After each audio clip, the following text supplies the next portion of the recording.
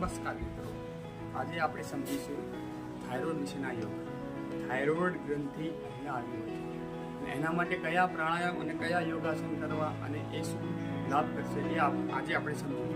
હું તમને પ્રેક્ટિકલી કરી અને બતાવીશ. બરાબર? હલાસન કરવાના ઘણા બધા ફાયદા છે. જુઓ, એક તો થાઇરોઇડની અંદર હલાસન બહુ મહત્ત્વનો ભાગ ભજવે છે. થાઇરોઇડ ગ્રંથિને કવર કરે છે, તેથી હલાસન થાઇરોઇડ માટે બહુ લાભદાયક છે. આ છે સર્વાંગાસન. સર્વાંગાસન કરવાથી થાઇરોઇડમાં બહુ લાભદાયક છે.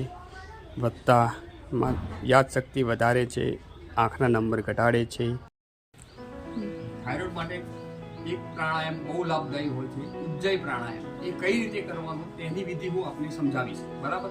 જો, બધું શ્વાસ બહાર કાઢવું, આ ભાગમાંથી અવાજ કાઢવો.